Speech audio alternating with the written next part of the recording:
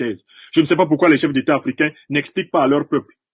On tue 160 Burkinabés. Pourquoi le président Roch Christian Kaboré ne vient pas devant l'écran de télé et il dit, Burkinabé, chers frères et sœurs, nous sommes victimes de représailles parce que j'ai pris des positions fortes pour dénoncer non seulement ces djihadistes qui nous attaquent, mais ceux qui ont rendu possible leur attaque, ceux qui leur fournissent des armes, ceux qui ont détruit la Libye pour leur permettre de nous attaquer et qui font semblant de nous aider.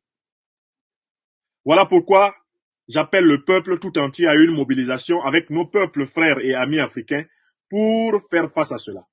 Voilà pourquoi je décide une réorientation stratégique des alliances de mon pays pour pouvoir sauver ma population.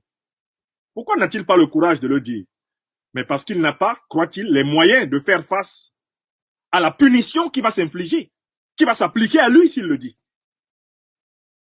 Si le président Kaboré n'explique pas publiquement le fond de ce qu'il sait, c'est parce qu'il sait que s'il explique publiquement, il faudra qu'il soit prêt à subir les foudres des maîtres du Sahel. Et les maîtres du Sahel ne sont pas des Africains. Les maîtres du Sahel sont des Occidentaux. Les maîtres de la Libye actuelle sont des Occidentaux. Les maîtres du Golfe de Guinée sont des Occidentaux. Donc, pour parler, pour expliquer cela au peuple, il faut prendre une décision.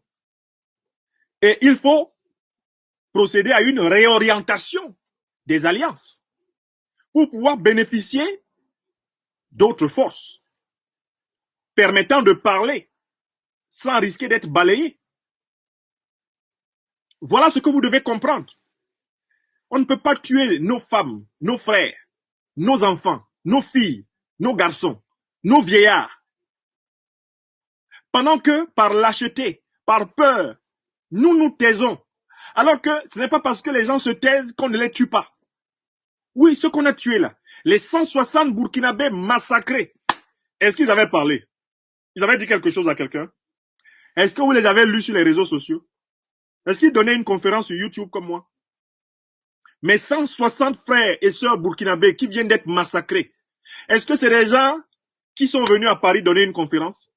Est-ce qu'ils sont allés au siège de la CEDEAO parler? On les a quand même tués, non? On les a pas quand même tués? Alors, il y a un problème là. L'Afrique doit affronter une question métaphysique. Vous ne faites rien, on vous tue. Mais faites quelque chose. Au moins, si vous mourrez, vous saurez pourquoi. Je recommence.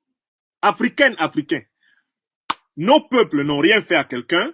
On vient les tuer. Mais il faut donc que nos peuples fassent quelque chose maintenant. Au moins comme ça, si on les tue, ils sauront pourquoi. Parce que tu ne fais pas la politique. Tu t'en vas puiser de l'eau à la fontaine. Tu t'en vas puiser de l'eau au puits. On t'attrape, on t'égorge. On t'a pas égorgé? Oui. Mais qu'est-ce que c'était? Ce serait mieux si tu étais organisé pour faire face aux égorgeurs. Bon, si en luttant contre les égorgeurs, il y en a un qui t'égorge, au moins tu meurs en résistant. Et tu sais pourquoi tu meurs. Mais là, tu allais puiser de l'eau. Une pauvre femme avec sa calebasse sur la tête. Tête coupée. Donc, est-ce que l'Afrique, est-ce que les peuples africains, est-ce que les dirigeants africains vont pendant longtemps tenir cette posture qui consiste à subir et à penser que subir est la meilleure solution? Subir n'est pas la meilleure solution. La meilleure solution, c'est de s'organiser et agir.